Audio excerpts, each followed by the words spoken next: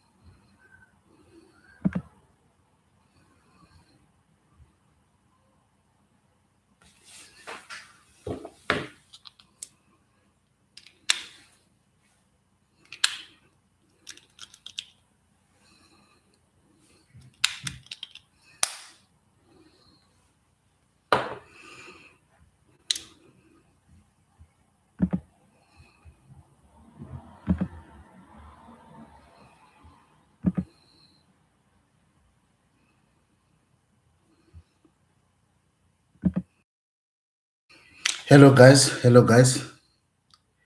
Hello, guys. Hello, guys. Good morning. Good morning. Good morning. Bonjour, bonjour, bonjour à tous. Good morning, guys.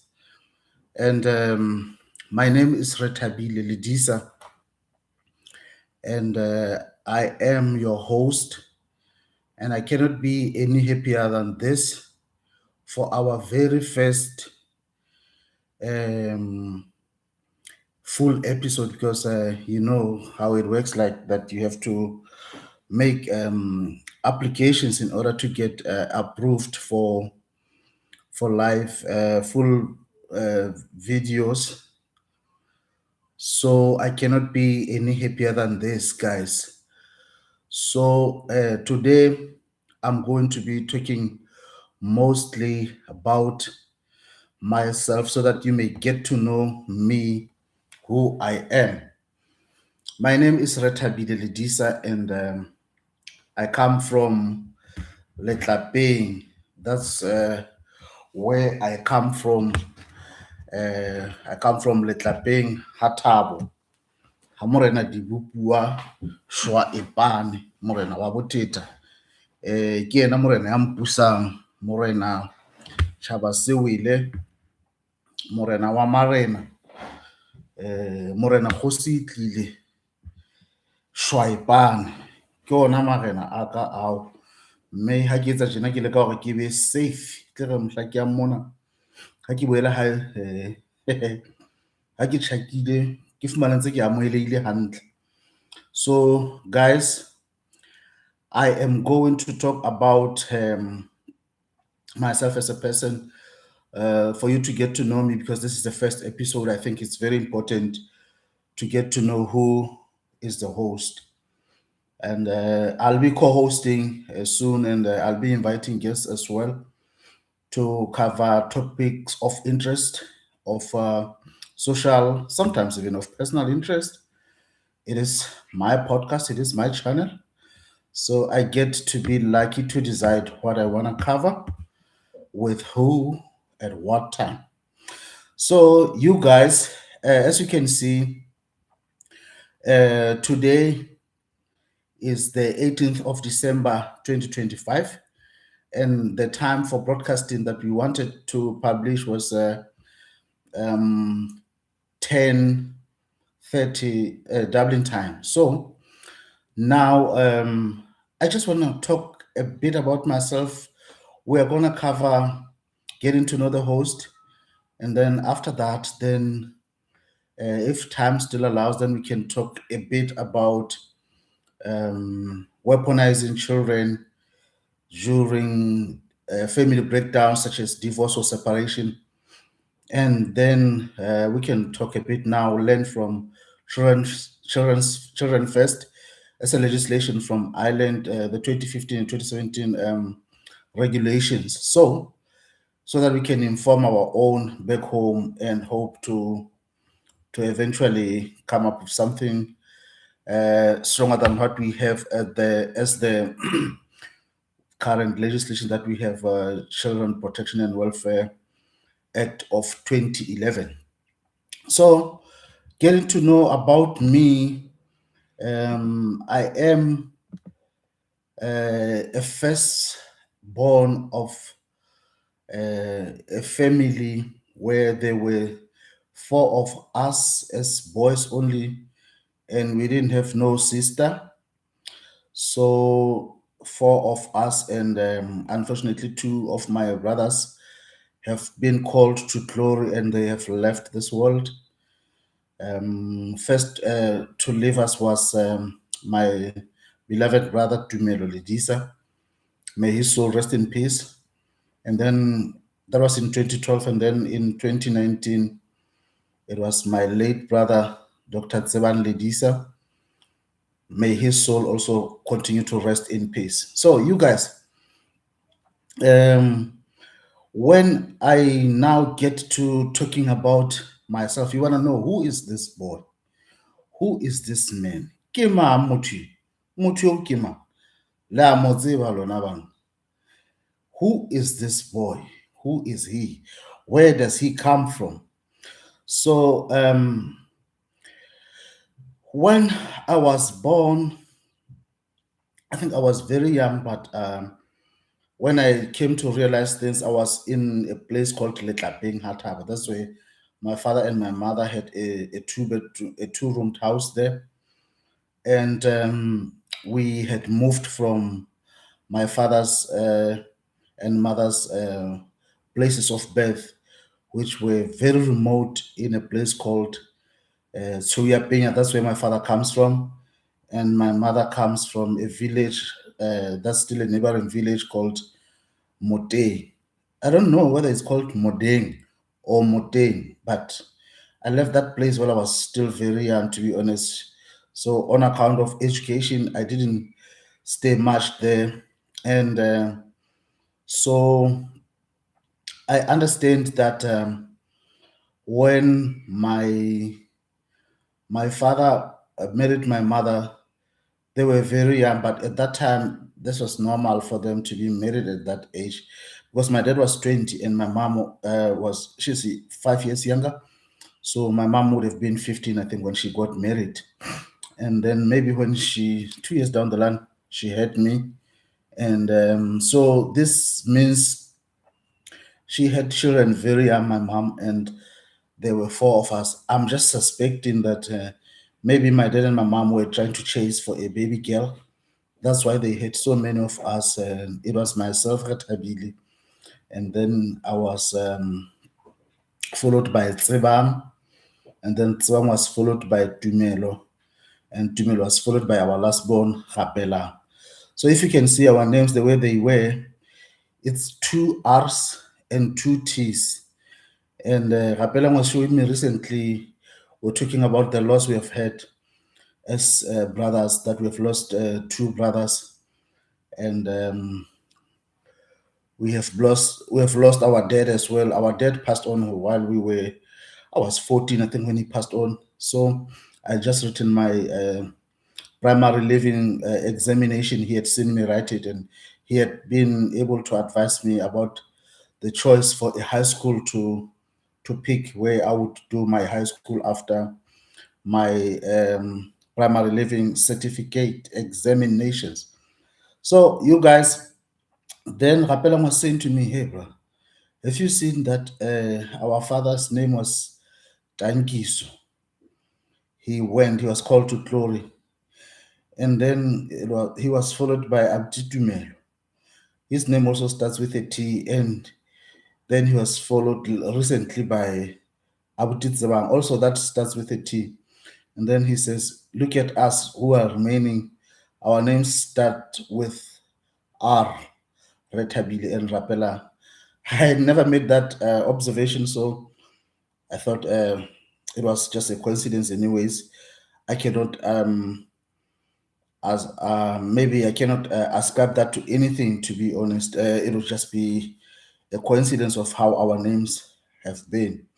So I'm going to now move into myself as a host.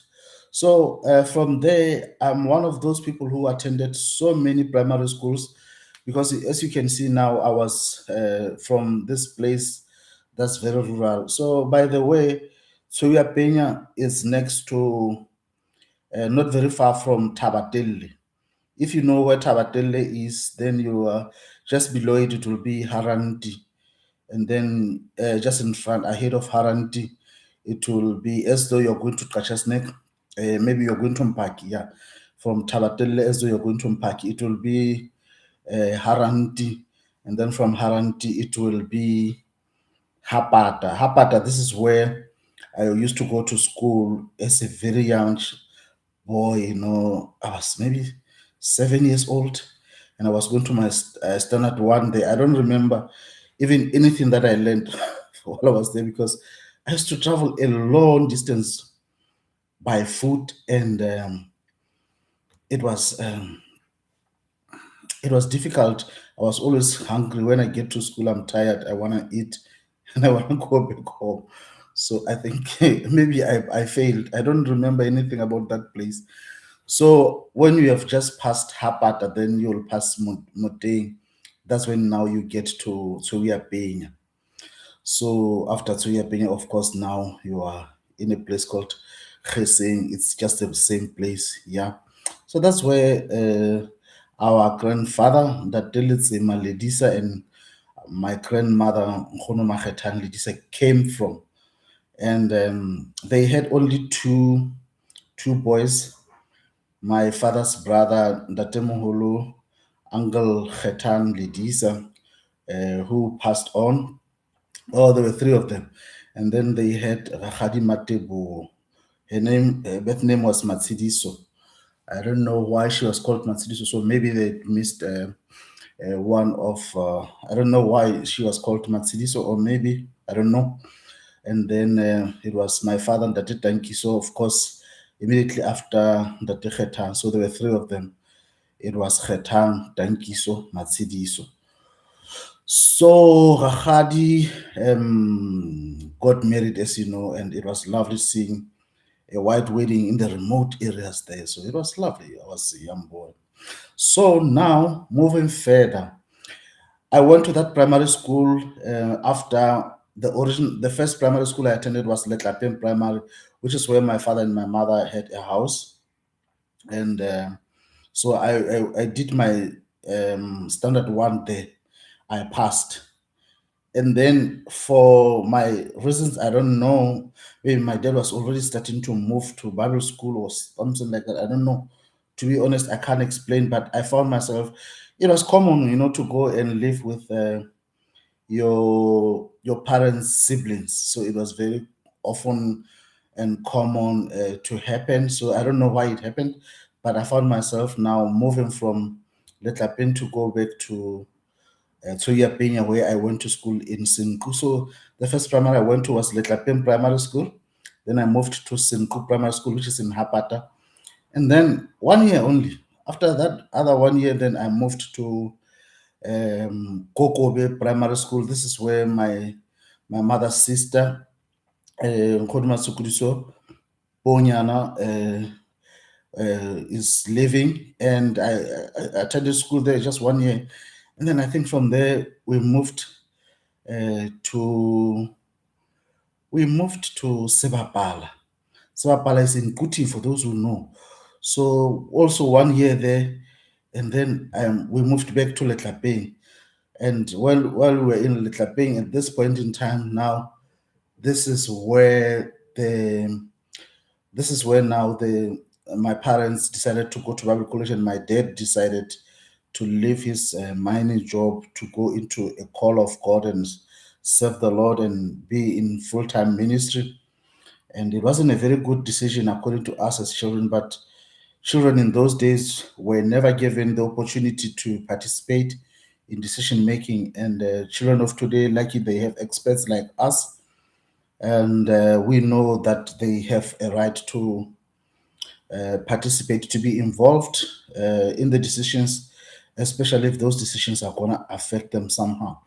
So, and now this is Swapala. Go back to Letlapeng Primary. From Letlapeng Primary, then we went to Tibelung Primary. So I almost moved 7 years, but it was only 1 year short. So in Tibelung, I attended for 2 years. That's why. So Letlapeng Primary, Senku Primary, Kokobe Primary, Swapala Primary, back to Letlapeng Primary, and now Tibelung Primary. 6 moves that I made. It was only 1 year short to have moved every year, every single year. But to be honest, I will tell you what, I was still topping the class, and my late brother, Dr. Tsewang Ledisa, was the brightest of all of us in the family, and he was the smartest, that boy. He was the most intelligent, and he was passing in flying colors. I had never seen someone get 100%. The rest of my life, the first person that I saw, that I knew alive, that was getting 100% was my late younger brother. Because you understand, I saw that in primary. So the other people whom I saw getting 100% was when I was in high school. I think we were in form B, form 2 in at St. Paul's High School. I'd seen my friend, none other than Modise Malani, get those 100%. You know, in bookkeeping, in mathematics, that's the smartest person alive that I had seen. I think he was smarter than my younger brother. So you guys, that's about me. Then from there, I went. My dad passed on while I was just expecting the results from my primary living set, and he was a pastor now full time. And in Tibelung Primary School, I was the only one that year who had got a first class. Otherwise, everybody that was closer to me was following in second class. So, and from there, when my dad passed on, he was on a mission. Actually, he was serving a notice, I would say, if there is such a thing as a notice in the ministry. We were going to a church that's called Full Gospel Church of God. I'll be proud to say it because that's my father's church. That's where he left us. And of course, now when we were older, we made our own choices. So I'm a PK, you guys. I'm a pastor's kid. And a lot of us pastors' kids, we don't like ministry. Like myself, you can see if I saw my dad resign from employment that was bringing money in the house, in the family, and then he went to where now he doesn't know. If you ask him, Dad, how much do you make a month? I think we were not as privileged as the children of today. I think now my daughters and my sons, they can ask me, Dad, how much do you make a month? Then I can say, no. I don't discuss my salaries, but there is a figure that I make. Maybe it's between this range. So maybe today that's how I can answer. So now you guys, after my dad passed on, he was on a mission to go to South Africa because he obviously wasn't gonna afford my high school fees. So then he decided to take me to South Africa because there was something that was as good as free primary education. So he had already made arrangements. That's why he was serving notice as a pastor where he was. And to be honest, there is something that's amazing. I was young, I was in my adolescence, but I still remember a lot of things, you know.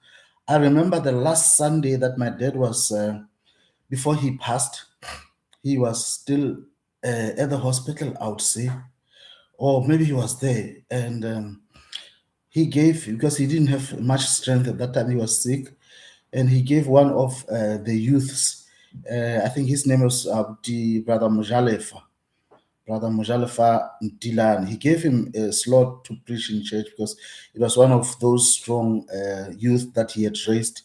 And Abdi Mojalefa was preaching about a portion of the scripture where someone was saying, Che, ke tla shwela mono.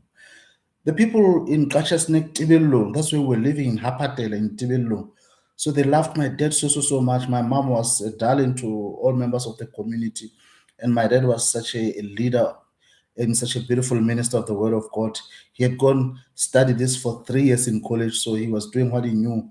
And when he was teaching, you would know that this man has studied the word of God. I remember he would teach us the books like we knew at that time there were great prophets and there were small prophets, and then he would teach us these books that are difficult, like your Corinthians, when Paul was writing to them and they were very confused when he was writing Revelation. He would take us through the whole series teaching. The series teachings that we see today on television from the likes of Pastor Stephen Farouk, which whom I love very much. And I saw that when my dad was doing that, and it was so enjoyable with taking notes. It was a Bible study in the morning, and then a preaching for winning souls, after that. And my dad, I understood, he was so good at winning souls. It's like whenever he would say, with every eye closed, and then now you start to call an altar. The hardest hearted people would give their lives to Christ the minute my dad was standing up to call an altar and call people onto salvation. So you guys, and now he advised me.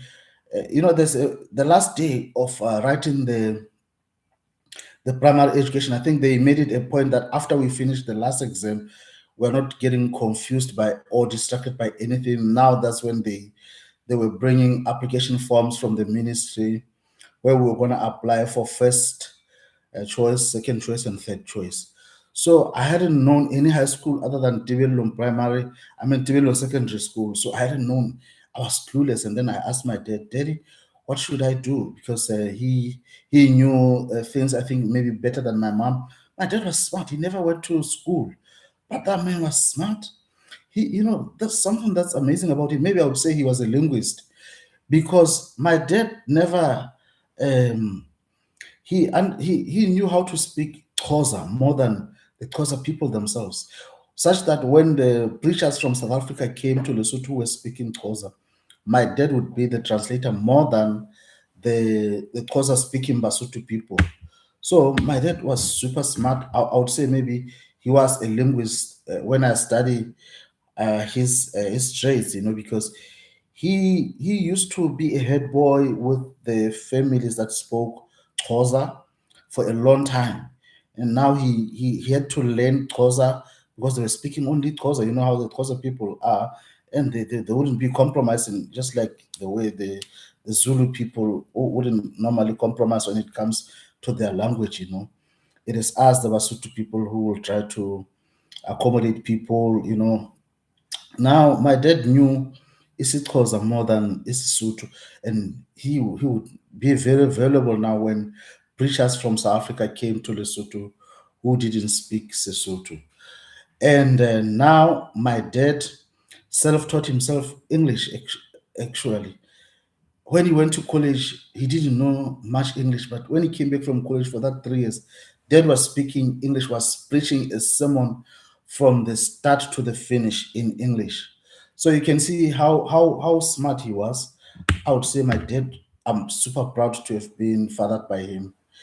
I always wished he was here to see me affect the world the way that I am, affect my country, impact in my country the way that I am, impact my family, my children, and my partners the way that I am. And to be honest, I am super proud, taking nothing away from my mom, but my dad was the smartest. And he was so involved in our education, he would never miss a single parents' meeting. No, him and my mother, they wouldn't miss a single meeting for anything. I have never seen them miss a single parents meeting, and they would be participating in those meetings. In the meetings that I would have the privilege of attending the meeting, my dad would open in the word of prayer and my mom would close in the word of prayer, and they would participate. So my mom would always make sure we were the neatest. She would make sure she washes our uniform every day and she was ironing it every day. We were the smartest, and we were applying lotion. Our skin was always glowing. We were one of the neat students and we were performing very well. And my dad, what he did was to motivate us so much. Every time we were topping the classes, and he would buy a chicken cock for us, and he would say to us, "Boys, this is for you for passing very well." And indeed, when it was cooked, Dad would eat the smallest, and we would eat as much as we wanted. And I truly appreciate the little things my dad did to contribute into our education. You know what Dad would do? He would, if we didn't have money to buy Christmas clothes, he would prioritize the school's uniform for the following year over the Christmas gifts for in the form of clothes. And you know, if you grew in our time, how much important the Christmas clothes gifts would be to children. But my dad made it a point that we understood that if he doesn't have enough money, he would prioritize buying us school shoes that would be hard and take us the whole year. That would be durable. Like when I mean hard, I mean like durable. And then he would buy us uniform and books to carry us through the whole year. That's how much wise he was, and he wasn't compromising when it came to that.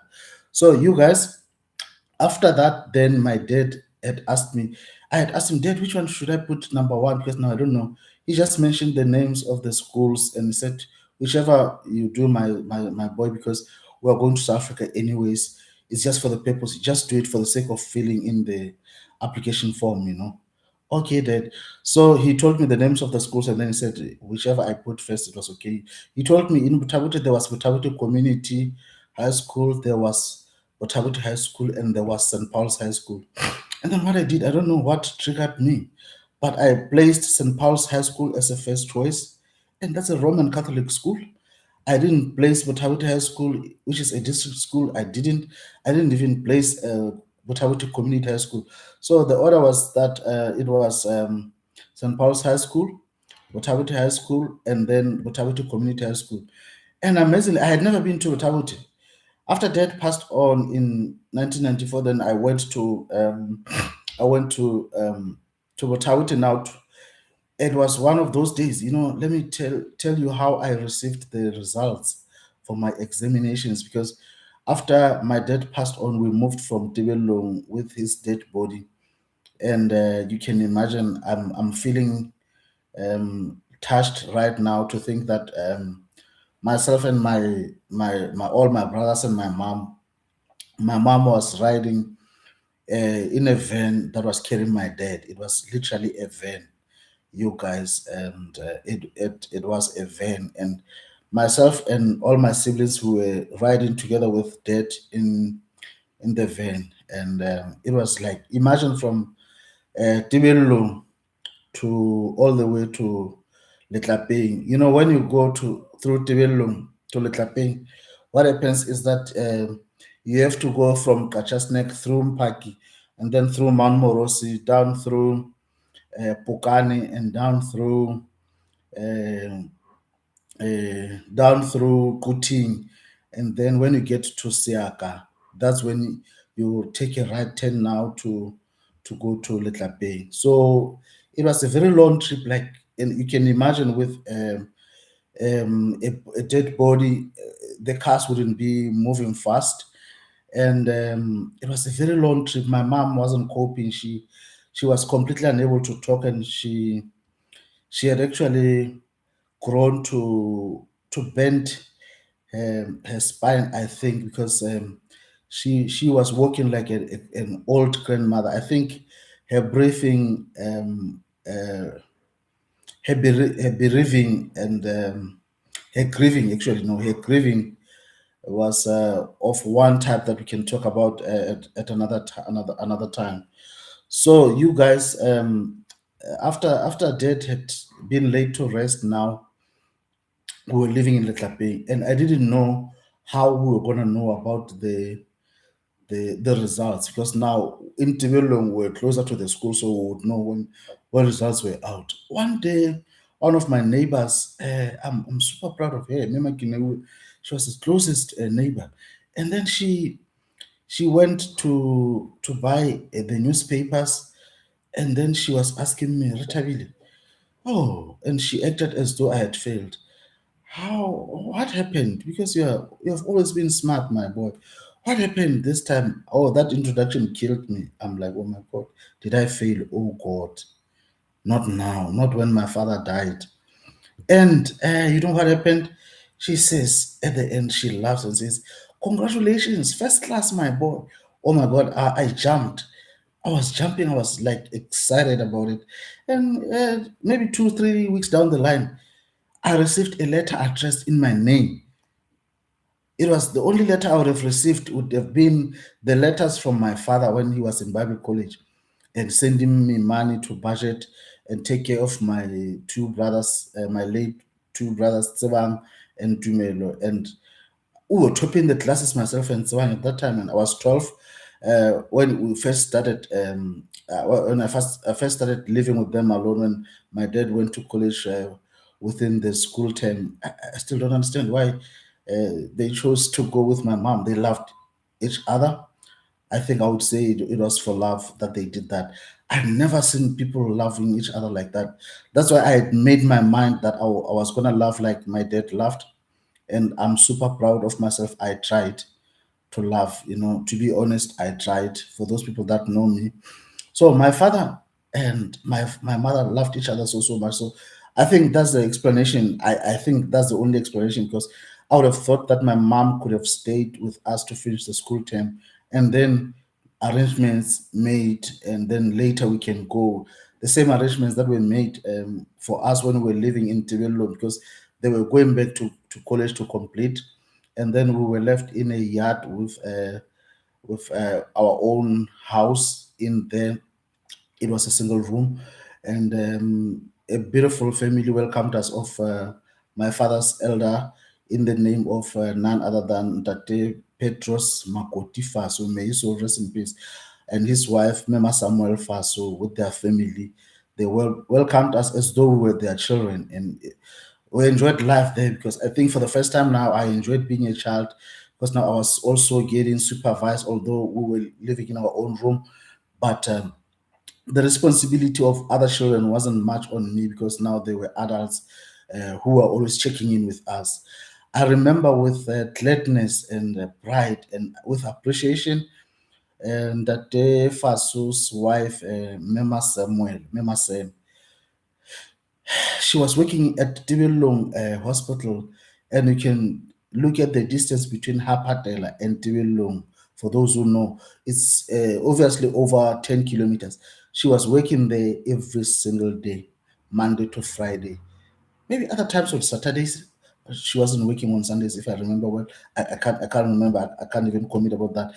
But she would always wake up in the morning, such that by 6 o'clock she's starting her shift, if not 5:30. So she would leave as early as maybe sometimes 3 o'clock, if I'm not mistaken, and walk to work and walk back home in the evening.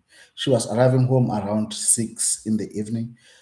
And so she would every day be committed so loyally, so religiously to the habit of making sure she was checking in with us from outside the door.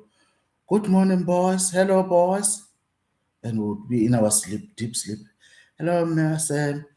How are you, boys? How was your night? Fine, thank you. How are you, man? So, boys, I'm going to work religiously so, and I truly appreciated that practice, because she made sure, even though she wasn't going to be with us the whole day, but she would have been the first one to check in with us. So I truly appreciate. So, you guys, while I'm at it, so now going back to when my results were announced, and the first letter now came to me, addressed in my name. When I read it, it comes from St. Paul's High School, and it says, "Dear Rethabile Lelisa, I'm pleased to give you admission to our school, St. Paul's High School." St. Paul's High School is a Catholic school based in Botabuti, in the town of Botabuti. The following dates are applicable. This is the date for our registration. If you want to accept this offer, can you please pay 10 maluti? I don't know even today who paid my 10 maluti. That's why I want those people who know Ndate Mufilikwane, the principal there. I'm looking for his number. If people know Ndate Mufilikwane, can you get me his number? I want to talk to him. If you have Ndate Mufilikwane's number, the former principal of St. Paul's High School in Butaute, please send them to my work WhatsApp, which is plus 353 9628 plus 353 87 282 9628. I want to talk to him because I still want to interview him here. There's a lot of support he offered me, and today I'm speaking and recording from a European country where now I'm a citizen following my studies here, and I'm ready to give back to the Basotho people. And I have started, I want to change Lesotho one life at a time. And I want to help those people who have money, but they didn't know how to get admissions for their children or for themselves in the first worlds. And I'm here with my recruitment agency, you guys. So now the Demofilkwan, I should suspect he paid my it's my assumption now. I think he did pay for me to keep and accept my offer, because I don't know why. Maybe he looked at where I was coming from, that I was too far from the rural areas in Mohale's in the rural areas of Mohale's, and his school was in a town in Butabuti. So that's like south and north poles. So like, and I still don't know who paid for that even today. And I want to appreciate for whoever supported me. Now, you guys, now my dad died. You know, when he died having not even helped me prioritize the schools, because he didn't think we were going to stay in Lesotho any further. So God directed my steps to pick in St. Paul's High School, because the principal, supported me so much. And I remember one time we were expelled for, after my dad had started, my mom had started business using the funds that had covered my dad, a few funds. She started an informal wholesaler in the form of Mukuku. It's a shack where she was selling to street vendors in bulk, buying oranges, buying bags of cabbages. We were making a lot of money. Every time I wasn't working on Saturdays, I would want to go there and work and help mom. And it would be so good for me when I would count 600 a day, 800 a day. At other times when it's so busy, I would see myself counting at the end of business 1,200. And unfortunately, she went into business with someone who used the money. Maybe she saw my mom wasn't literate.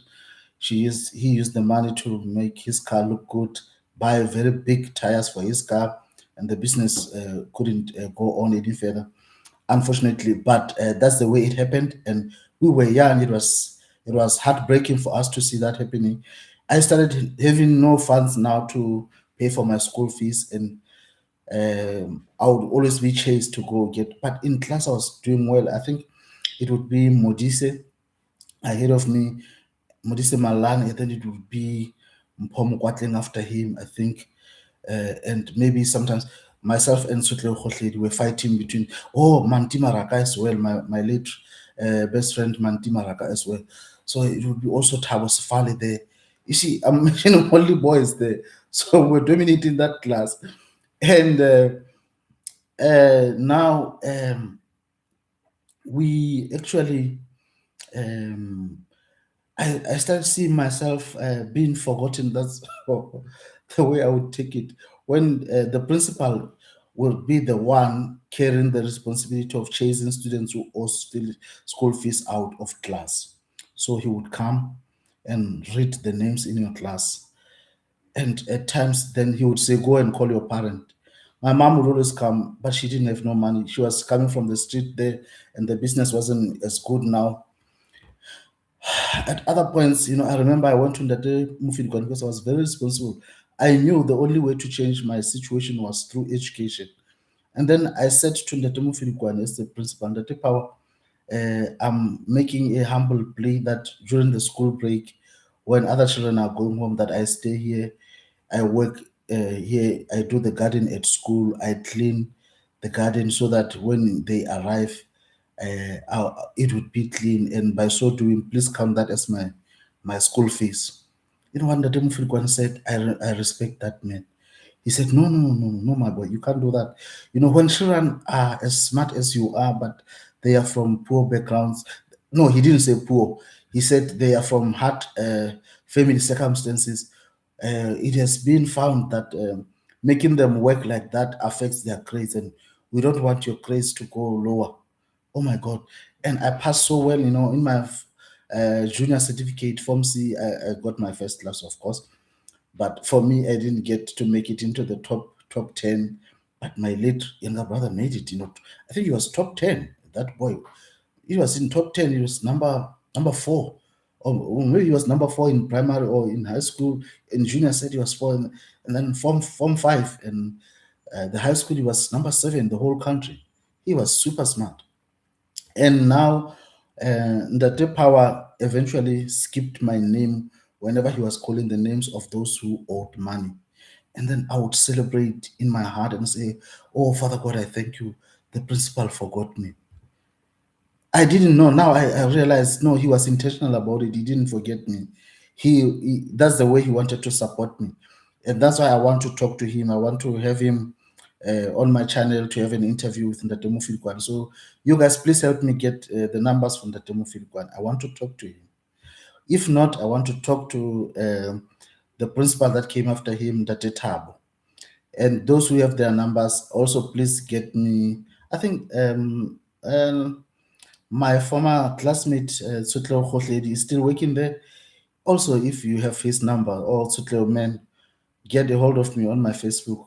Lel for Ledisa, Lel Isaiah. Get a hold of me there, man. And I want to talk to the school and see what I can do to give back to and appreciate the school, you know, for what they had done. So I want to talk with the leadership of the school and see what I can do. So you guys, from there now I went straight into not being called at all. And my late brother Tsebang, when my father died, Ntate Faso um, had Ntate Petros Faso had taken it upon himself to say, no, no, no, no, no. Even though this Tate Mruti has died, this this boy with this, he was taking this boy's case to go and negotiate and ask for scholarships from medical professionals. I think he went to see one pastor who was a doctor there. Eventually, he that wasn't successful, but he went to find a Canadian doctor who sponsored Tsebang's fees from that time until Tsebang wrote his final year in high school. And Tsebang, that's how he managed to go to an international school, in an English medium school. Tsebang then went to Leribe English medium, and I truly appreciate, you know, the sponsors. I don't know the name because I was too young. I would still want to get the family that was supporting Tsebang in Canada. I don't know if they are still there, but I would love to get in touch with them. So they might even not know that he's late. I want to get in touch with them to appreciate and see what we can do to support another child that they pick in any part of the world, you know, because they supported my own brother. So my company now should be able to sponsor back into this kind of people. And I would like to appreciate none other than the nurse who facilitated that when we left Mesibina Musese. So she facilitated all of this to stay in contact when the doctor went back to Canada. So money was sent to her, and then she would always religiously send it forward to us, and we would pay school fees and make sure someone went to college, to school. So after that, you guys, my school was I passed also with for first class in Form 5. Of course, you know, I would have written this English Titanic and it was very difficult. Most of us got a grade 7 that deserved a grade 6 at the worst, you know. Like myself, I got a grade 7. And then after I supplemented, that's when I got a grade 6. And then it made me a first class with 22 aggregate, and Pomkwatling had made it into the top 10. That boy prepared very well for the examination. He surprised all of us, and I'm super proud of him. And of course, Modise Malane was no more going to our school. He was going to the English medium as well. And Modise Malane got position 2 in the whole country. I think he was coming after none other than maybe, was it, I forget the name of that boy in Sacred Heart. And Modise had got 2 in mathematics, credit 2, and that boy had got 1 because, oh my God. So I forgot the name of him. So to be honest, I also want someone who can connect me with Modise Malane. If someone can connect me with Modise Malane, I want to have an interview with him because he was so smart. I had never seen anyone as smart as he was that I knew alive. I've heard stories of people who were smart. Modise Malane, smart as Salamani Pafan. Oh no, not Pafan. Salamani Malane, Mahadi Malane. Can you reach out to me, you guys? Can you reach out to me? I want to talk to Modise. I want to have him as a guest. We want to talk about stuff here. So, you guys, that's my journey. I think I gave you a bit of myself in terms of education, especially. So, from there, then I went to, I was working to make ends meet. My mom was trying to hustle in South Africa as a domestic worker, and she wasn't living with us. It means I went back to being the head of the family again. I was living with Tsebang and Dumelo and Rapela. So all of them now, I was the head of the family again. So you guys, I was working after the results were out, and I was looking for money to supplement. I wasn't able to find employment. The results normally will be out by February, March. I wasn't able to find employment, and faithfully attending to these shops where the owners would have promised me, like every week, every Friday, they would say, "Come and see us on Friday." I would every Friday go. I wouldn't get anything. They'll say, "No, so no, not yet. Nothing is here. Is yet available, man." So I wasn't lucky until when the festive season started in November. Then I got a job in Red. What was the name of it? There's a supermarket there in Butawuti, I think. I forget the name of it. And they gave me a name there. Everyone was given a name that's easier for our bosses to call. Anwar, yeah, Anwar supermarket. And they called me sawdust. You know what sawdust is? Is a dust that comes from when crushing or when cutting the wood timber, and the saw powder that comes from it.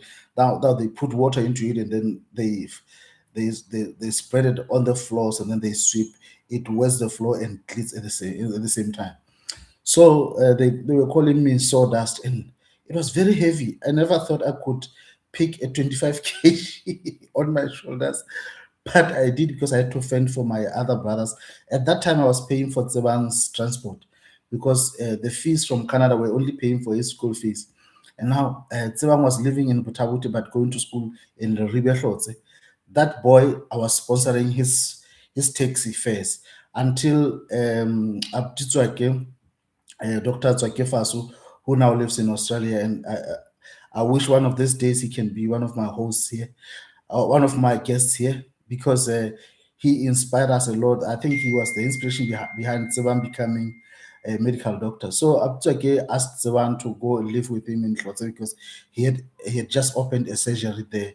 He had gone to medical school of South Africa, Medunsa, and now it was a very big relief for me because now I had saved. I was paying for Tsebang at that time 340. I still remember these things because I was the head of the family, and we were praying and prayerful, and we were so much into God, and that helped us so much with discipline. And I remember I completed the whole Form 5. I had never had a girlfriend. No, no. And I delayed school because of the fact that now my grandmother had made me repeat classes saying I was too young. I completed when I was 19, and I finished high school without ever having had a girlfriend. No, because we knew we wanted a wife from the Lord, and we were praying.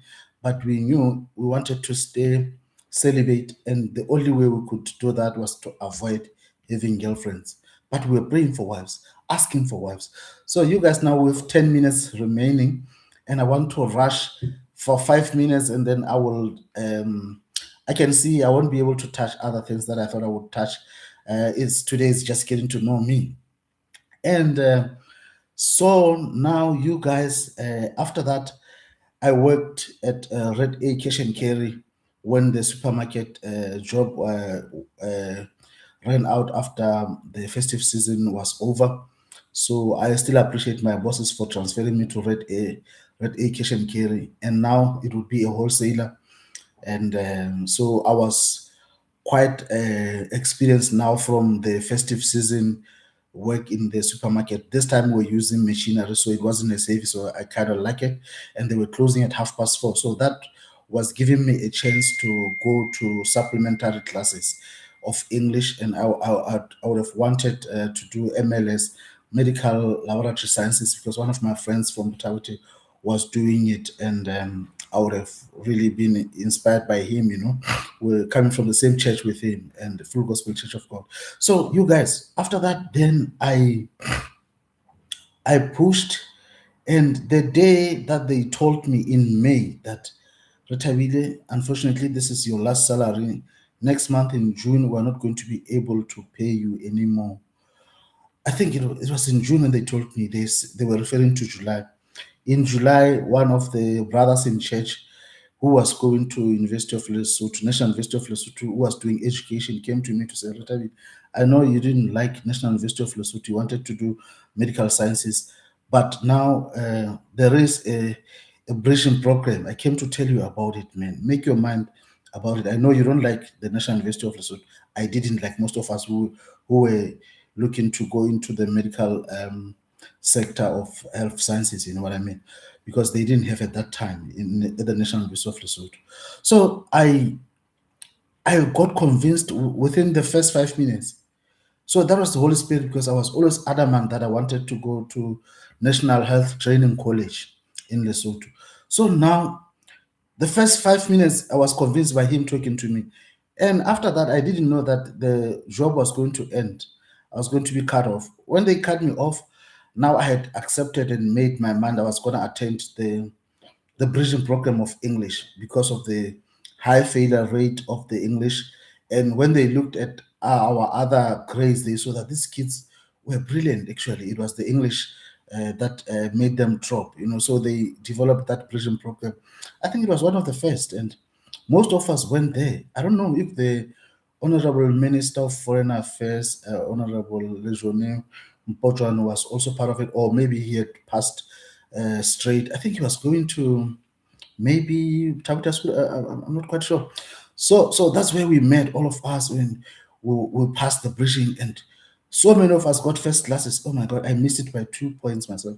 I had 73 when the first class was starting at 75. And I was doing my Bachelor of Social Work. So you guys, I have Bachelor of Social Work from the National University of Lesotho, otherwise called, affectionately known as NUL. And then from there, I went to do honors in social work with the University of South Africa, affectionately known as UNISA. And then last but not least, I came to Ireland to study Master of Arts in Child, Youth and Community, having used my family money, private sponsorship, which is why I knew how it can change somebody's life and wanted to share with you, Basotho, and you, Batswana, everyone who can hear English, you African people, everybody who's not even African, just use your private money to fund your studies and then change your life using education. That's what President Mandela said. He said he was an advocate of education as a key and as a tool to breaking through the walls of poverty. So I used a lot of money to pay for my master's. That was in 1 year, 14 freaking thousand euros, 14 from my family. And I appreciate my then partner who supported me, to be honest, to come to college. And we were supposed to pay for my flights from Geneva because it was a hybrid session, taking flights every 2 weeks to come to college. for 3 months because I hadn't found accommodation here in Ireland. Accommodation is very difficult. It's very hard to find. So now I would have been coming in, flying in and out, and sleeping at hotels, having to have meals, and I truly appreciate. She was the one who was working in Switzerland. I wasn't working, so we had decided that to change the course of our lives as a family, I would come to Ireland to study a master's in an English speaking country, so that when her contract ended in Geneva, she can come over here and we bring our family here and continue start our family here in Europe, because I had studied here and I had seen how we could serve the country in the critical skills, because I'm a social worker, as you can see now. So she was also a lawyer, a human rights lawyer. So to be honest, it was a very clear setup and a plan for us to come over here. So you guys, I have 5 minutes left. Now, in this 5 minutes, I want to talk about the opportunity I got that made me believe that I can share the knowledge that I have of staying here. I've now naturalized, having studied here, coming as a private student and using my family's money to fund myself. I don't want anybody to ask for scholarship. I don't want anybody to ask for government. I don't want anybody to blame Lesotho government, because why? You can just go and mobilize your financial resources and get a hold of us, then we can support you. If you qualify, you have any degree, you are welcome to join three of our accredited programs at OMS Institute Dublin, where my recruitment company has been awarded to recruit students. So we have Bachelor of Arts that accepts everybody who doesn't have a business background, even those students from high school. They can go there. It's an honors exit level, exiting at NQF level 8. But then if you have a degree in business, you can go into our honors program, entering at the stage 3 or advanced stage, or using RPL, recognition of prior learning, to only do your final year and then have your honors. Or if you have an honors in business, then you qualify for our Master of Science in Strategic Information System, MSc in Strategic Information System. So you can see that's a combination of now business and IT. So you guys, if you're not afraid of IT and you know business and you have an honors, you can apply. And I'm super proud of being able to recruit one student who got an expression of interest letter from the university. So I was super excited. And I should also mention a 17-year-old that I recruited, and her parents have already made a payment. 17-year-old making it into Europe to do the honors, where they exit after 3 years. They will be holding a 3 and honors that's European. Imagine if they went to National University of Lesotho, they would have gone for 4 years and coming up at NQF level 7, but they come here for 3 years. They come out at NQF level 8. They do one masters in 1 year, NQF level 9, and a life has been changed, you guys. So you guys, I shared this information so that you can support us. We can support you, support us, support you, support. Oh, but there is support there. So contact us at +353 87 282 9628, +353 87 282 9628, or email us at Goodly, Goodly being GOODLY, goodly.heritage.ie at gmail.com, goodly.heritage.ie at gmail.com. That's where you will get a hold of us. So those of you who have Ndatemo Filikwane, former principal, on Ndate Thabo, current principal, on Ndate Tsutleo Khohledi, contact numbers, please send them to the details I've shared now. I want to get in touch with them. And those who know the doctor who used to work in Tibelong, who was from Canada, that doctor sponsored my late brother. Those who know Mesibina Mosese, who was a nurse and she worked for, I think, care, something in the HIV field, cross care or something like that. So guys, give me their details. I want to get in touch with them because I want to appreciate what they did for us. My life was impacted by others. That's why I want to impact other lives as well. I want to change people's lives because I was given an olive branch to pull myself up, to someone to pull me through or push me through to where I am at the moment, where now I am European, having studied here as a private student. And I knew I was going to make it count. I knew I wasn't going to go back home without making this count. So, guys, I have shared with you and I love you guys. Have a lovely day. Enjoy every moment, but get a hold of us and we are going to be there to support you. Thank you. It's your boy, Rethabile Lelisa-AKA-Retha-Billy. As I check out, as I sign out, I love you. Bye bye. Have a lovely day.